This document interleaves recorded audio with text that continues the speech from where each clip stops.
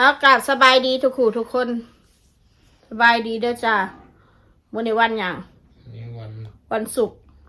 ขอให้มีความสุขนะคะ ทุกคนทุกท่านวันศุกร์ก็ต้องมีความสุขนะคะ จะมีความทุกข์มีความสุขชีวิตจะได้ราบรื่นเนาะพี่น้องเอ้ยบอกแต่คนอื่นมาสัตว์จะคล้องกับราบรื่นราบรื่นอยู่ชีวิตคอยตอนนี้บอกทุกคนเป็นห่วงนักหนึ่งฮะขอพูดไล่ได้เด้อวันนี้เด้อขอสิมาอธิบายชี้แจงให้เจ้าฟังคือประหารรายได้ทางอื่นแน่ทำไมต้องหารายได้แต่ทางเดียวถ้าเกิดแก่ตัวไปถ้า YouTube เขาไม่จ่ายเงินล่ะแล้วจะทำยังไงจะทำอะไรทำมาหากินแม่นถูกต้องขอบคุณที่เป็นห่วงขอบคุณหลายๆมาบ่นว่าไม่มีเงินอย่างนั้นอย่างนี้ไม่พอใช้แบบนั้นแบบนี้ก็ต้องหาอาชีพเสริมสิเขาเป็นบนตอนไหนไม่รู้ก็เขาบอกมาก็รายได้มันก็ไม่พอใช้จ่ายก็พออยู่นะทุกวันนี้ก็โอเคอยู่ถ้าไม่พอใช้พอจ่ายมันก็อยู่ไม่ได้หรอกขอก็ไม่อยากว่าดอกรายได้คอยต้องได้เท่านั้นเท่านี้เท่านี้เท่านั้นต้องมาเล่าให้ชุมเจ้าฟัง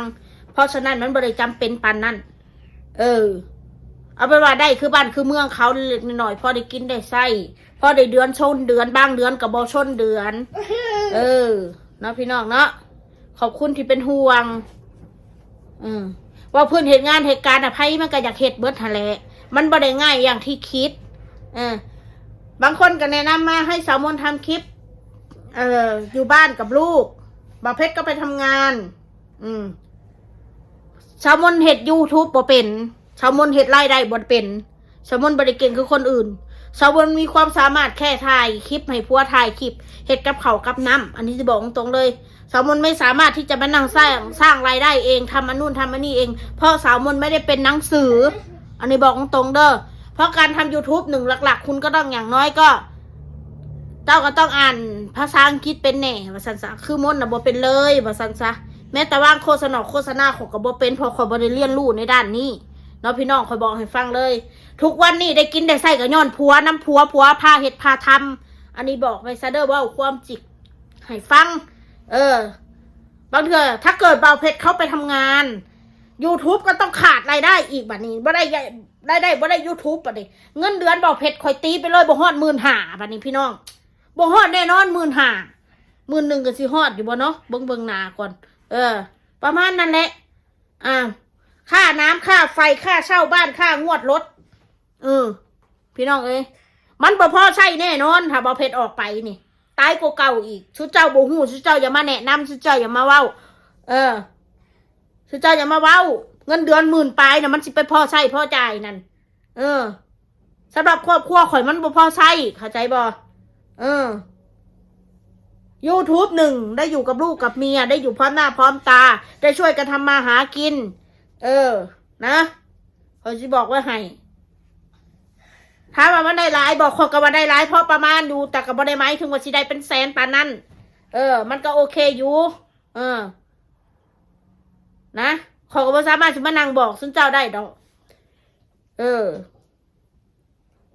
คือข่อยน่ะกินประหยัดลง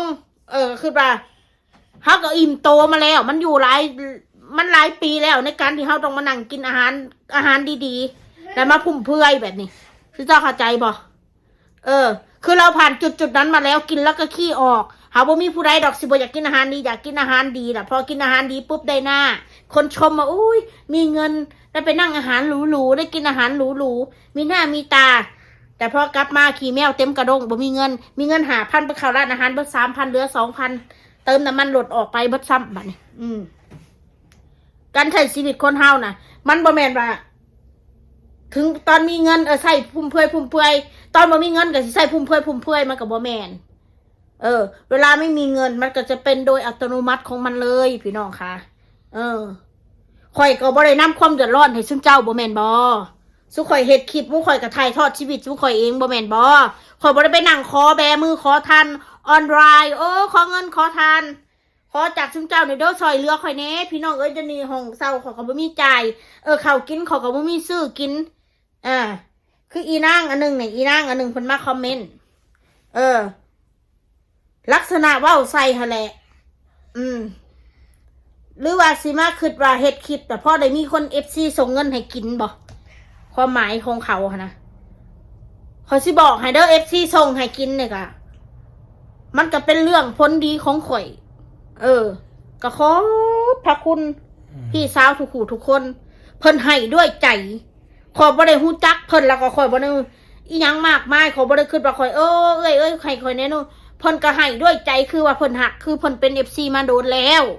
ที่ว่าเพิ่นส่งมาให้กินเทื่อละ1,000เทื่อละ500หรือว่ากับข้าวกับน้ำวันนี้กินอะไรบ่ได้กินหยังจะกินอันนี้ไหมกินอันนั้นไหมเดี๋ยวเพจโอนตังค์ให้นะไปซื้อกินนะอันนั้นก็เป็นผลดีของหมู่ข่อยเขาบ่ได้มานั่งเพื่ออาศัยให้ว่าให้คนมาโอนเงินให้ข่อยซื้อแดกแต่ละมื้ออย่าไปคิดการไกลปานนั้นนางเว้าหยังนะเว้าให้มันมีเกียรติมีศักดิ์ศรีแน่คนเฮาถึงเขาสิจนกะให้เกียรติเขาแน่อย่าสิเหยียบเขาหลายกูเฮ็ดคลิปกูเลยได้บัดนี้กูขึ้นเลยได้บัดนี้กูเฮ็ดคลิปกูบ่ได้มาหวังให้ผู้ใดสิมาโอนให้กูแดกปานนั้นดอกแม่นบ่มีคนโอนให้กูแดกกูก็สิดิ้นรนของกูเองแหละกูใหญ่แล้วหีม้อยแล้วเฒ่าแล้วสิบอกไว้ให้รายได้มึงน่ะให้มันได้หลายซะมึงอย่ามาบอกกูกูซูนแล้วบัดนี้ชีวิตตกต่ำมาถึงจุดนี้ได้ยังไงจุดหยังสู้อยู่จุดใดสุกะย่างดินคือกันบ่แม่นบ่สู้บ่ได้ย่างปูพรมย่างน่ะวะจุดที่สู้ย่างน่ะบ่สู้มีเงินฮอด100 ล้านหรือยังสู้จังมาเว้าซื้อกูน่ะกูถามแน่มีเงินละบ่100 ล้านนั่น100 ล้านบาทน่ะมีละบ่100 ล้านบาท100 ล้านกีบหั่นให้มันมีก่อน100 ล้านกีบนั่นจังสิมาเว้าดูถูกดูหมิ่นกูแท้อยู่จุดใดมันก็ย่างขี้ดินขี่ตามทรายคือกันหั่นแหละชื่อสิว่าแนวใดเอาไปเอามาเราเฮ็ดคลิปกูมีเฮือนกับว่าเสือกูบ่มีเฮือนกับไม่เหยียบกูพากันมาเหยียบกูพอกูมีเฮือนว่าเสือกูไอ้เฮือนจังซั่นชื่อซานจังซี่สุสานมึงมีปัญญาเฮ็ดคือเขาน่ะกูเบิ่งซูน่ะโพสต์ลงแต่อันพวกที่มาด่ากูโพสต์ลงอันนังหนาครอบครัวซูน่ะกันเลยกูก็คือบ่ได้เห็นส่วนพอสิได้ร่ำได้รวยพอผลึกคือกะเฮือนธรรมดาคือกันรถขี่ก็คือกับขี่ยี่ห้อธรรมดาคือกันกับกูนี่กูก็บ่เห็นว่าซูซิได้ขี่ปอชอกปอเช่คือเขาบ่ได้ขี่อันซุปเปอร์คอกซุปเปอร์คาร์คือคนอื่นเขาคำบอกคำจากูนี่ซูนี่คือลักษณะคือได้ขี่รถอันราคา50-60 ล้าน100 ล้านนี่คำบอกคำจาซูนี่ดูถูกดูหมิ่นคนอื่นเขานะถ้าซูอยู่ในระดับนั้นกูก็สิยอมแม้แต่ซูมาหากูก็สิกราบซูกูก็สิไหว้ซูกูสิบ่ได้ยิงขาตีนใส่ซูดอกถ้าสู้อยู่ในระดับนั้นอันนี้พี่หาบยังตกเขาเนี้ยวคือกันตั้มประเดกคือกันมาเว้าให้กันตั้มมาหุงคือกันเรื่องอาหารการกินนี่คือกันกูน่ะมันอิ่มโตแล้วสารอาหารน่ะมันร่างกายในร่างกายกูมันมากเกินไปแคลอรี่มันเกินไปแล้วในร่างกายกูเนี่ยทุกวันในเรื่องข้าวเรื่องน้ำกูไม่ได้สำคัญดอกนะสิ่งสำคัญที่สุดก็คือลูกกูมันอยากกินหยังกูแต่มันกินมาม่านี่เดี๋ยวอื่นมันก็บ่กินนี่มีคนแนะนำอยู่ว่าบ่ต้องซื้อมาให้เขาเห็นบ่ซื้อมาเห็นพรไปร้านค้ามันเห็นร้านค้ามันก็แลนลงไปยิบเอาคอยน่ะแห้งเลี้ยงเรื่องมาม่าน่ะคอยแห้งเลี้ยงยิบเอาเองเลยมันไปยิบเอาเองเลยมันก็ไปให้แงกอยู่ในห้านค้านั่นเขาสิว่าภาษามาม่าเขาบ่ซื้อให้ลูกเขาสิว่ากูอีกนะซันมาม่าห่อละ5 บาท10 บาทนั่นเขาจะคือมาซื้อให้ลูกอีกเขาก็ต้องซื้อคนอื่นเขามองเขาไม่ได้คิดว่าเขาบ่อยากให้ลูกเขากินเด้เขามองว่าเขาน่ะซัมนี่บ่อยากซื้อให้ลูกกินซัมนี่กับบ่มีเงินซื้อให้ลูกกินแบบไม่ดูถูกกูอีกคนน่ะที่แท้นะแม่ยังแต่ถ้ามันอยากกินแนวกินเอากูสิซื้อให้มันกินมันอยากกินหยังกูสิซื้อให้มันกินมันบ่กินอย่ามายากน้ำพอเรื่องงานเรื่องการนะพี่น้องเอ้ยก็เห็นอยู่ว่าเฮ็ดคิดมานี่จักปีแล้วข่อยพันมานั่งอ้อนวอนให้ห้องท้องแตกบ่ข่อยเสียเฮือนเสียซานเสียทรัพย์สินข่อยก็เสียใจก็เสียเฮือนก็บ่มีความสามารถเอาดินเอาเฮือนได้เอาไว้ให้เบิ่งเอาไว้อ้างคนกูเคยเห็นบ่สู้เคยเห็นกูมานั่งเสียใจบ่คนบอกกูบ่มีทางเสียแล้วเสียไปบ่ตายหาใหม่หาบ่ได้ก็อยู่แบบนี้แหละกูบ่ได้เงิดว่าซั่นซะเว้ามาได้ให้กูซื่นขึ้นแล้วได้มาแนะนำอันนั้นหาให้กูนะแม่หาให้แน่ให้พวกกูได้เงินเดือน50,000เด้อเดี๋ยวกูให้มันเศร้าเฮ็ด YouTube นี่ต้องให้มันได้50,000 ถ้าบ่ได้50,000น่ะบ่ได้บ่เศร้าหาให้แน่บ่าวเพชรนั่นสู้คือยากหลายแท้คือกูนี่ถ้ากูสิไปเฮ็ดงานเฮ็ดได้บ่กูสิไปได้บ่กูไปบ่ได้อีกบ่มีอีต่างดาวด่าหมู่นี่บ่ยเป็นที่หนึ่งอีพวกเหี้ยกัดกันเองน่ะกูเห็นล่ะกูอยากครัวเลาะซ้ำนี่ล่ะพี่น้องข่อยเบื่อ